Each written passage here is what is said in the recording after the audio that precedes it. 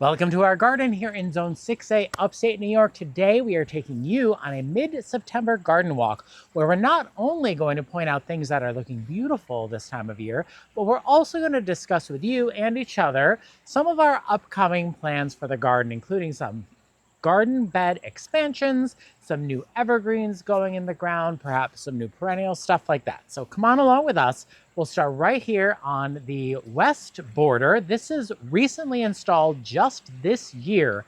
I say recently, but it was actually back in May, right? I can't believe it's been just such a short amount of time, but it feels like it's been here forever. This summer has flown by, and there's a ton of annuals in here filling in space while we're waiting for new shrubs and perennials and trees to get established. But it also allows us to kind of play around and experiment with colors and textures and things. Like this gorgeous floof of texture right here, Pickety Pink Gara. This is an annual for us, so this will be coming out. But what we did plant it here for was to fill space as we're waiting for this midnight blue caryopteris to start flowering, which it is. It's this time of year, late summer, when this shrub starts to flower. We've never grown it before, and I'm excited to see how quickly it's grown this year and this beautiful color that it's flowering. I really love that color. We're going to be treating this most likely like a butterfly bush. It might go down to the ground, but that woody base will hopefully come back every year.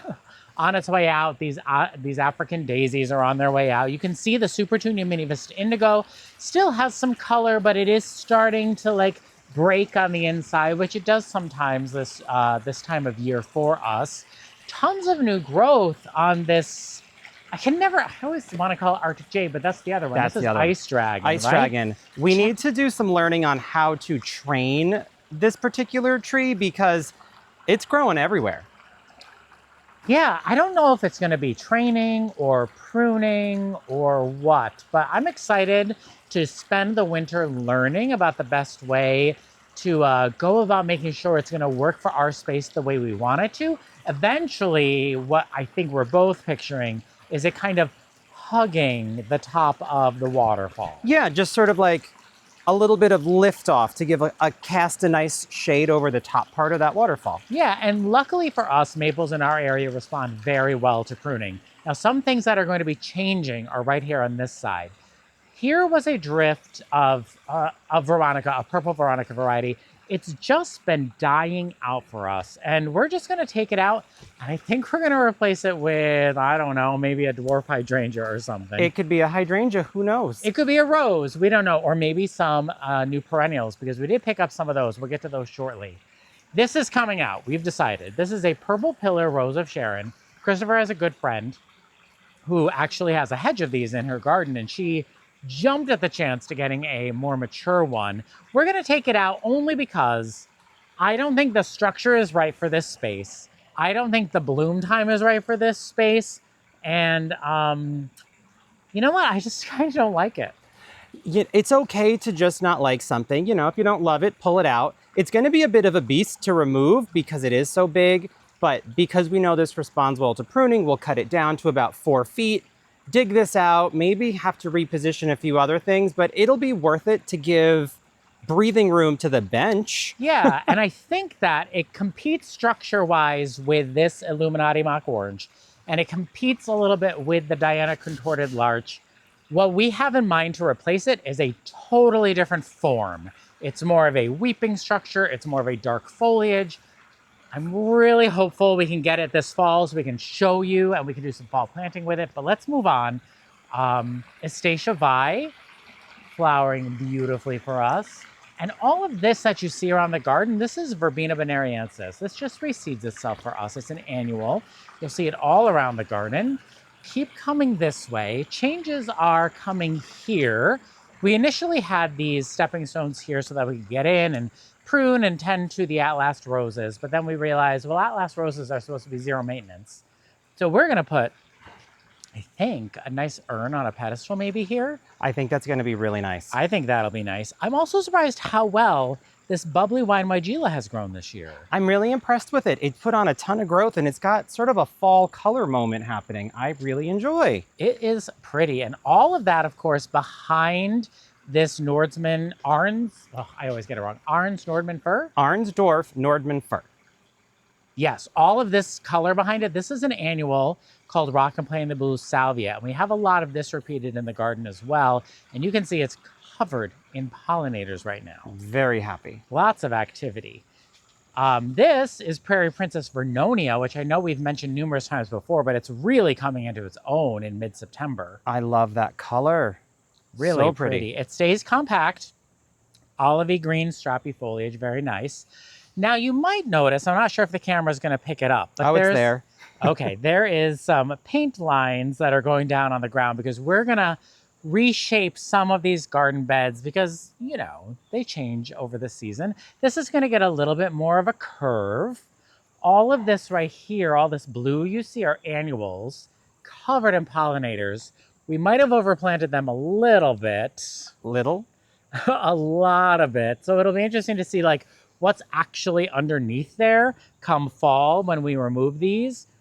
In there is our Tickle Creek River Birch, which was struggling a little bit at the beginning of the season. So we had given it more drip, but now it's being swallowed by annuals. So I mean, it's alive based on what we see up top, but I wouldn't be surprised if when these annuals come out, that Tickle Creek Birch is naked underneath. Yeah, it might just be like a little stick figure with a hairdo. I mean, it might be. In which case, we'll see how it rebounds next year. Now, a big change is coming over here. We do have our dry creek bed here. This is the lowest portion of our garden here, but we wanted to add a little more depth to our back berm, and we also need to add drip to our back berm. It's the only garden space in our garden that doesn't have drip, and some things are looking a little worse for wear, a little floppy. There's some yellowing and early leaf drop on our birch tree because it has been so dry this summer. There's been barely any rain. I think I can count 2 rainstorms. If I'm not mistaken, we were 6 inches ahead of our rain at the end of May, and we've now gone to under 2 inches. We'd had that dry of a summer. So this whole back berm is completely dependent on rainwater, and it didn't really get any. So Christopher, if you stand here and you point the camera that way, you can see we planted a hedge of Arctic red dogwoods, hoping, because they love it wet, we planted them in the lowest part of the garden there, and they're dropping leaves already because they're stressed from the drought. They are stressed, but they're turning really bright red, so they're working. Yeah, so we'll get to our solution shortly, but in the meantime, everything here is coming out at least a foot, so we can move some Amsonia forward. You can tell the little lime experienced a lot of drought stress here. Yeah. And this, see how it curves in right there? Instead of curving in, it's gonna curve up and out. And we're gonna get a nice, maybe 4 or 5 more feet right here, I think. Yep, that's a preliminary line. Yeah, you see on the deeper than ground. this line. And this, actually, this is the opening day viburnum, which gets gorgeous fall color. This is one of the first days it's not drooping, sadly, because we did have a little bit of rain yesterday, but we really need more. So fingers crossed. Coming this way, Morning Light Miscanthus is looking beautiful. This turkey foot grass, it's a blue stem. Gorgeous, gorgeous color. Yeah, the fall color on it is so great. Look at our Limelight Prime with absolutely no drip irrigation on it. That's sad. That's a tiny flower and barely any foliage. So if your hydrangea is looking like this right now, I promise you it's because it's not getting enough water. I will point out though, Eric, see that little tiny blue spot popping up behind Yes. it? Eric bought a, 3-inch container eucalyptus? Yeah. And it stayed alive back there somehow. Yeah, with no water. So part of our solution is we had this new irrigation box installed this past spring, and we did it so we could have this hose link to water things back here. Believe me, we did water these things with the hose, but I think we're gonna add a drip line from this irrigation box going across the back of the berm, just so if we do have another drought summer, we can turn it on and have a little bit more consistent moisture. And before we move on, I just wanted to point out our squares underneath our Princeton Century Ginkgo of Sweet Romance Lavender. I can't believe how well they filled in. And what Christopher and I did earlier in the season is when our foxgloves, was it Dalmatian Peach? Is that what they were called? Sutton's Apricot. Sutton's Apricot. When those went to seed, we came and we shook out the seed packets here, and the side that gets a little more shade, they have seeded themselves. I thought it'd be really pretty to the Sutton's apricot foxglove in the center of the lavender. I think that's gonna look so good, especially because we know it's a successful plant for us. Now, this back corner here, we've had so much success here on normal seasons when we didn't have that drought. And you may notice exactly the point where the drip irrigation ends, and it's the castor bean, believe it or not. So I'm going to extend the drip down here a little bit, but we did make the decision to replace the mini Mauvette hydrangeas with another hydrangea that we're in love with and having some good success with. Also, the summerific hibiscus. You can tell those kind of gave up pretty early, and that's simply because they weren't getting the water. Yeah, this was one of our wettest spots in the garden. It really is. That's why we planted the bald cypress there, because that in the south grows out of swamps. And then, you know, our icebreaker Korean fir unfortunately has some unhappiness, but with a little bit of water and overwinter, it should be okay. This castor bean, which I brought rubber gloves home from work so that I could harvest seeds, is incredible. This is a single seed, and I think I planted this in March.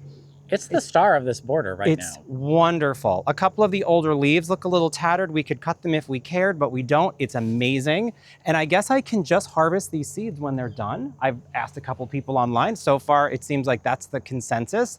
But the combination of the dark leaf, the lemony lace elderberry, the jackmantii birch clump, it's amazing. And then you bring in a little bit of this blue from the grass. Right, so you have the red, the green, the yellow, and the blue from the grass.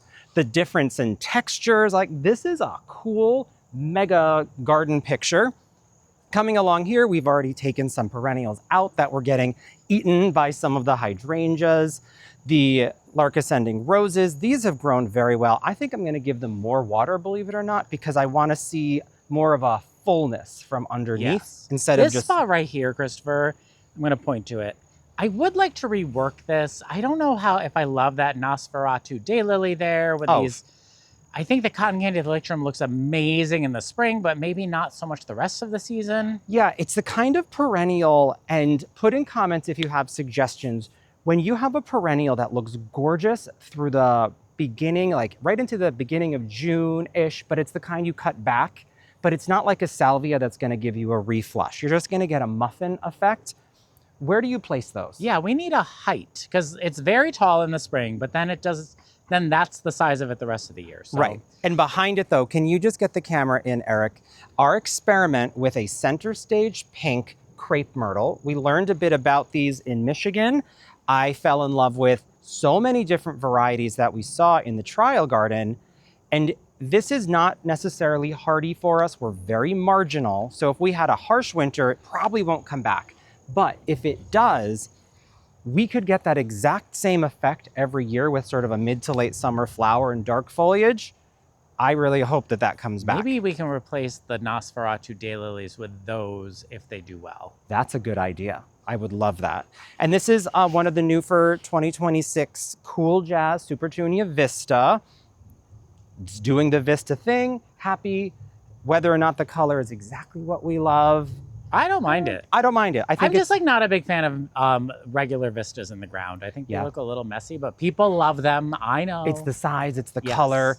In the end, when we did our original annual rating, and I didn't love Superbena Pink Cashmere. Superbena Pink Cashmere is a vigor of 4, meaning it is going to take over, and you need to pair it specifically with other vigors of 4, such as the Vista series, because or Rockin Playin the Blues, or Rockin Playin the Blues salvia, because this is a mega plant. So in terms of being a mega plant and a mega performer, it's a good one. But it did also swallow up every other plant in there. It sure did. Ooh, talk about what we're changing over here with the Let's Dance Lovables. So right here, we have the Let's Dance Skyview, the 3 of them there that have made us completely change our mind about macrophylla hydrangeas. Such a success. We added 10 more up front, we'll show you shortly. But Let's Dance Lovable is a more vivid version of a Skyview. It's gonna have more of an intensity in the bloom color. It also has a little bit darker of a foliage. We're gonna add some more. We're gonna pop a few of them in here where we have this Bright Lights White Daisy that I'm not gonna lie, I actually enjoyed this a lot. Yeah, that's an annual for us. It's an annual, so we'll just have another bunch of the lovables here. I think that's a great way to continue our drift effect. Behind that is Boscabelle Rose. If I happen to see another Boscabelle Rose, I would love to put another one maybe right here to give kind of a blocking effect. But that really will put probably a little bit more space in front of them in this edge. Other than that, this area, it's gonna be retooled with water, our Steady Eddy viburnum. I have learned as gardens grow, you need to give your plants more water. And Of course. you know, we always were, I don't wanna say stingy with our drip irrigation, but I think you were worried about the water pressure being able to stay steady. right. And now I know I can go a lot further and put a lot more water out with one drip line. So there's gonna be a whole lot more water. I also think this entire edge right here can come out like another 6 to 8 inches. Yeah, I agree. To give these a little bit more room. One thing that Eric had pointed out that I didn't even realize I also really like is having a little bit of the compost, which we use for mulch, showing in the front of the edges. Having that little breathing room of grass, brown planting. I think that looks really nice, keeps it very clean and tidy. Do you want to walk up and look at the containers? Yeah, might be one of the last videos we see them. Well, maybe the full September garden tour will be the last time, but. Right. Well, let's look at this first container here. We had the El Nino Chitalpa as a centerpiece. I would say as a young planting, not a very successful one for us in our zone. We also know we cannot overwinter this in a container here in our zone. There is new growth coming. Eric we called it the Chitalpa. We chitopped the Chitalpa, and it is putting the new growth out. The one thing I just learned is you could Chelsea chop this early in the season to create more branching because the flowers only happen at the tip of a new branch. So that's just something that we learned. I will say Plum Dandy alternanthera is one of my favorite foliage annuals of all time. Very interesting. If you watched our last video, you might have noticed the plants in the front containers were olivey green, and the plants back here are reddish burgundy. I think more consistent water back here. It's got to be the water, and maybe these weren't necessarily fertilized any more or less. These weren't in a different soil medium. And it had to be the steady water. It had to be, but this color is radiant. The Gora is definitely tired. Almost gone. The Aramans Pink Nemesia, Eric gave this a really hard cutback, and here it is, smelling beautiful. And then we have the Blush Rose Begonia. This is looking great because it's a cooler and more shaded pots or spot in the pot. And then the Double Twilight Super Bells has really done well all season. This was our season of the Super Bell success. Obsessed with Lavender Lady Mungave. In Michigan, we saw lots of the Mungave, and I have to say this one in particular kept catching my eye even in the ground. So I'm like, all right, good, we got the one we like. More of the Pink Cashmere, the Plum Dandy. There's some Bluebird Nemesia, which actually has pushed its way through and kept up with more vigorous annuals, so that's something good to report. The Meteor Shower Verbenas kept up nicely. There are actually some begonias in here. And look at that. I think we've learned begonias can't keep up. Nope, they can't keep up. In mixed containers for us. We have Rise Up Lilac Days Rose, as well as the Jolly Good Clematis as the centerpiece. These will be staying and getting bulky and happy and resting over the winter, but we know this will survive for us very nicely. This was a great container. We just learned a lot about vigor of plants. One of our most favorite different kinds of colors that we've used in this container, I really have enjoyed the color combination. Some tired Super Bells. This is the Magic Double Grapefruit. If you see this next year in the garden center, grab it. It changes color with the temperature, and I believe UV also can make the yellows turn a bit more pink. Really vigorous and really beautiful for a Super Bell. The Space Age Black Hole Rex Begonia has done a nice job. These we can bring inside and overwinter if we we wanted. could do that. This actually would be fun to put inside because it's definitely different than what we have. This is the vintage lipstick coneflower we recently replaced something else with. Doing a very nice job. I'm hoping that these hold on long enough to go in the ground. The meteor shower verbena, happy to report, in a part sun location. You can see very well. Right, and we're midday right now, and these are not going to get sun till very late in the evening. They did okay. And the Punkkill Japanese maple, it's hanging on in a container, and it's going to be staying right in this spot unless I cut the drip and move it. We've still got our Leaf Joy houseplants outside on our covered portion of our terrace, but I don't think it's going to be for much longer because, believe it or not, the nights have been getting down into the 50s with 40s expected soon. So these can't handle that. They'll be coming inside soon. We honestly don't really do anything special when we bring our houseplants inside.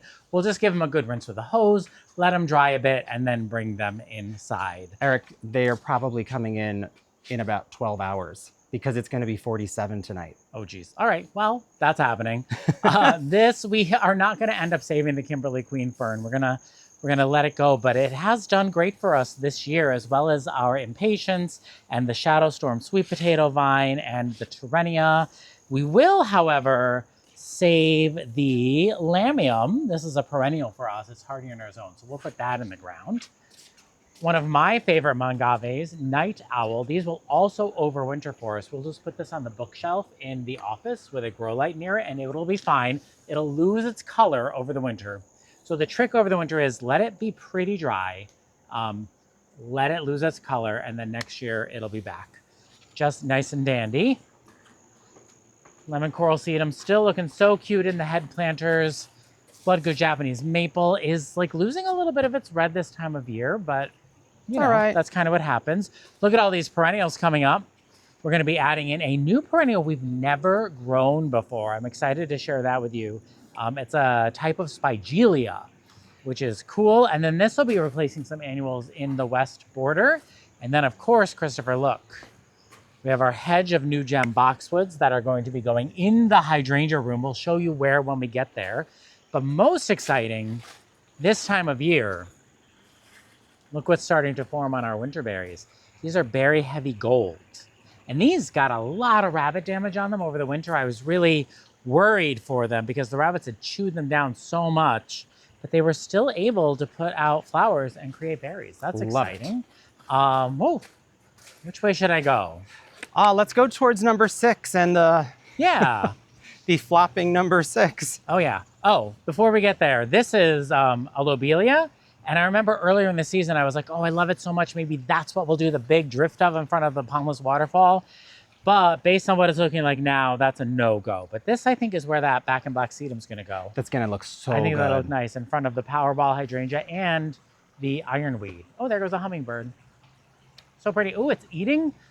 Oh, it's eating the nectar of the castor bean. That's interesting. Oh, interesting. Right. Flavor at Paired, which is probably my favorite new rose introduction from Proven Winners. It is so darling. It's just a beautiful, darling flower with a great fragrance. Christopher's dahlias, dahlia number 6, they are tumbling towards the fence. We're so good about adding stakes to the garden this year. Not so great about actually tying the plants to the stakes. I did do it one time, and based on what I'm seeing, it looks like one of the stakes is sideways, and this stake, the stuff that I tied to it, yeah, that's not a great tie. That's just like a wire. That was a temporary measure, and it didn't work. Learning. All right, come on over this way. This hydrangea is turning into one of my favorites. It's pufferfish, and I like the open airiness of the panicle bloom, and I really like that as the flower ages, it sends out this extra little poof at the end. Very lacy. And the other interesting thing about pufferfish is it's a panicle hydrangea that doesn't turn pink. So if you don't want the pink panicle in your garden, that's a great option. String Theory is looking great. That's going to give us really excellent fall color. Coming up, this is a Tough Stuff Top Fun hydrangea. Check out that flower.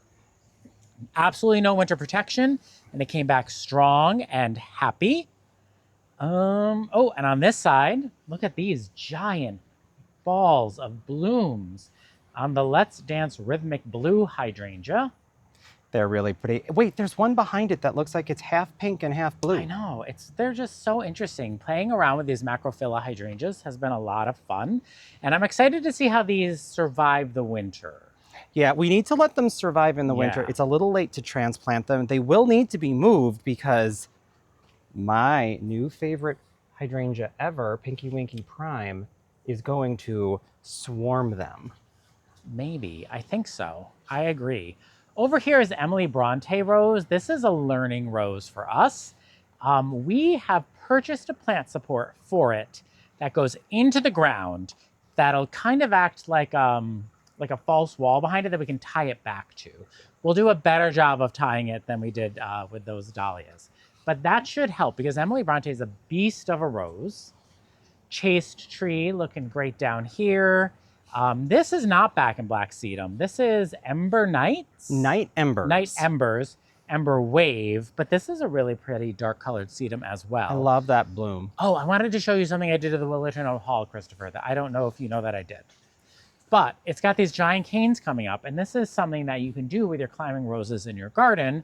When your canes are soft, I went ahead and I made it into an arch. And what's going to happen is it's going to start sending up all this vertical growth. Once you make that cane lateral, right, horizontal, it's going to start sending growth up and we'll get more flowers off the top than if I just let the one cane go straight up. So I love that. I'm excited to show you that. That's Willerton Old Hall. It's one of my favorites. I know, Christopher, you're pretty neutral about it. You know, I'm neutral about it, but I think this is one of those roses, as with many of the David Austins, you need sometimes 3 good seasons before that rose takes hold. Yes, I agree.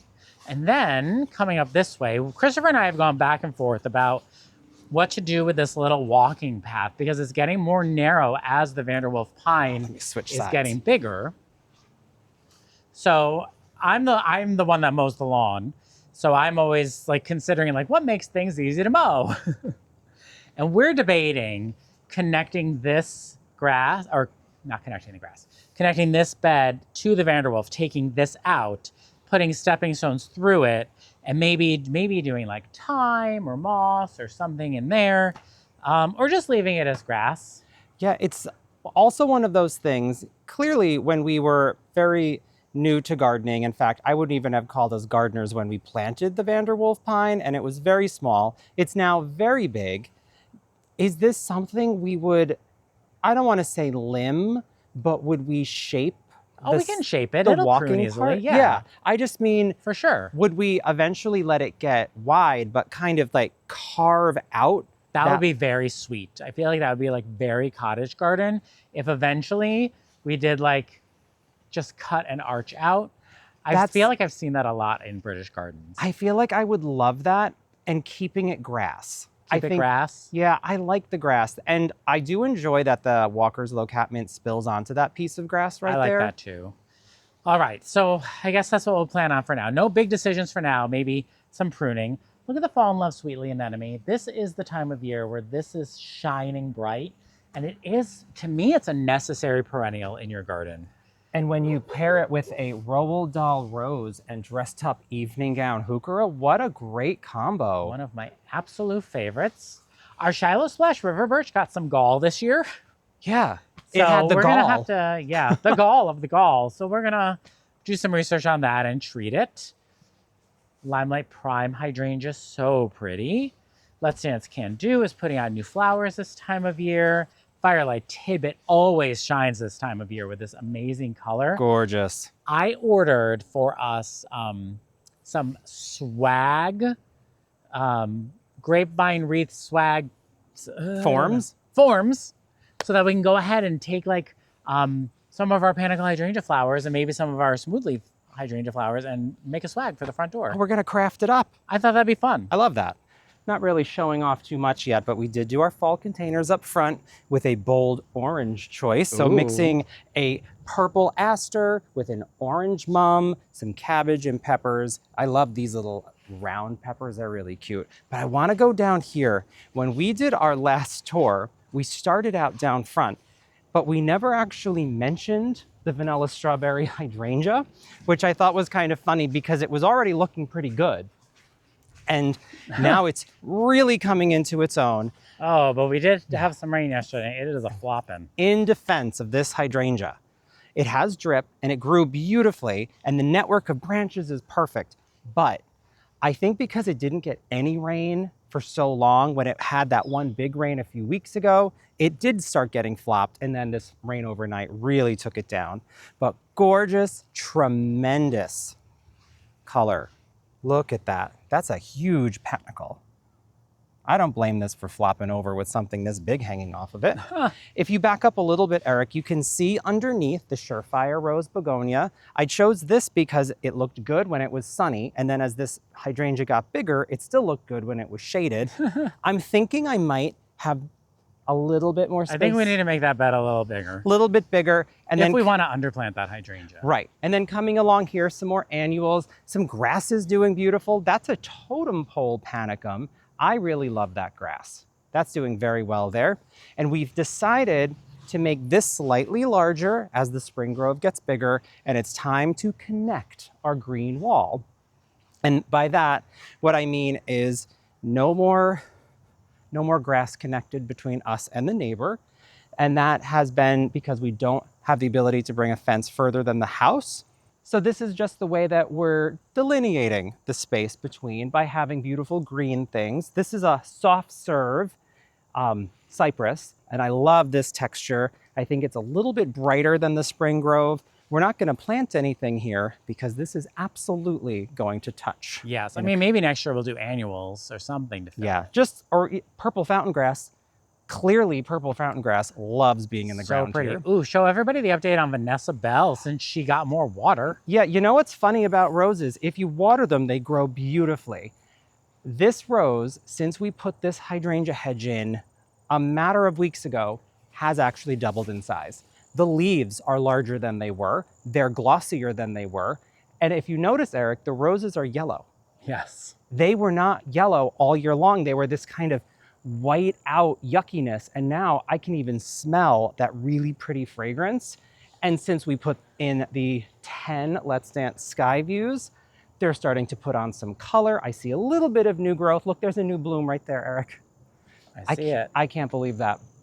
Such an amazing change to the front of the house. In spring, when we watch all these start coming up, it's going to be very exciting.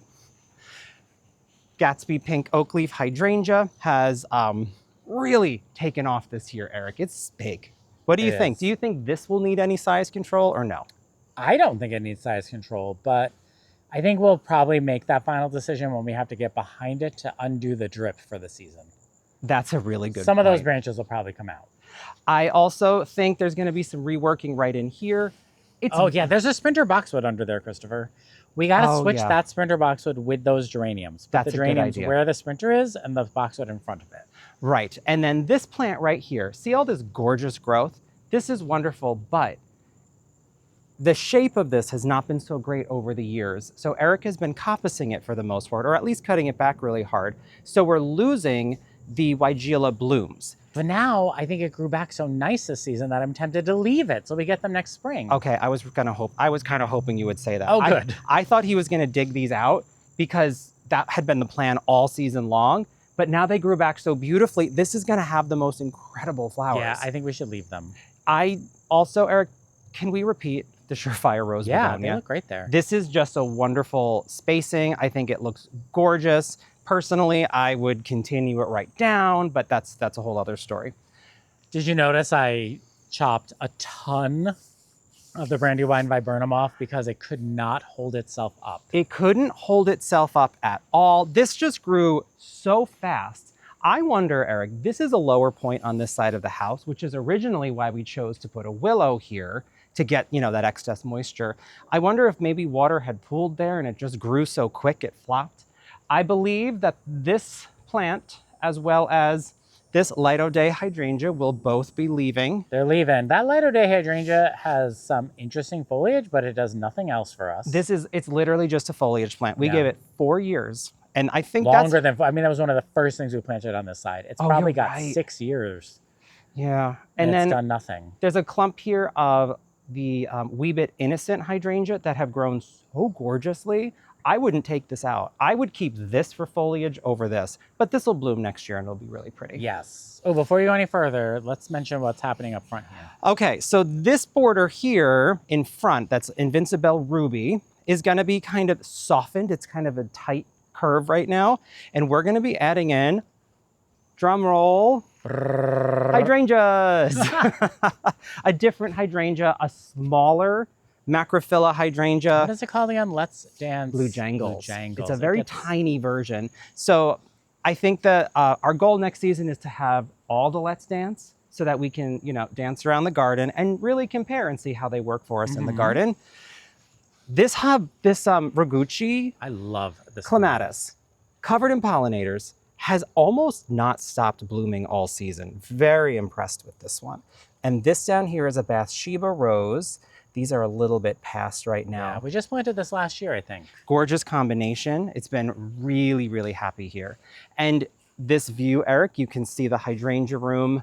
The back row has caught up height-wise with the front row, but now we just have to let them start to meld and merge together.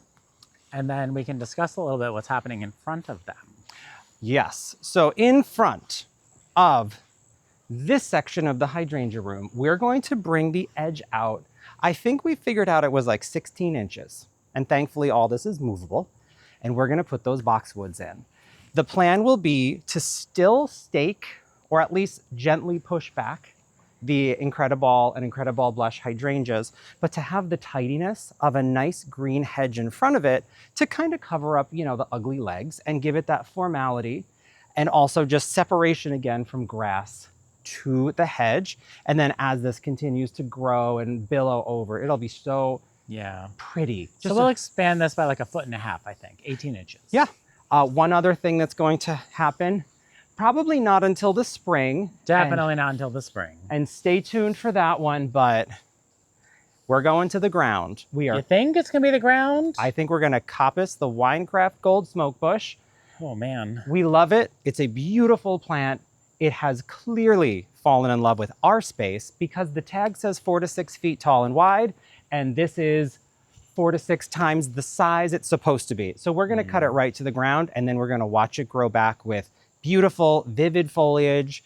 It's gonna be so much fun. It's also gonna be really nerve-wracking when one of us screams timber and the other one just goes running. Tall. I don't even know what we're gonna do with it. I know. I think over here with the Kinsley's Ghost Honeysuckle, going into next year, we might have to put another trellis, at least on this side, just to kind of contain some of the branching. I think it'd be pretty.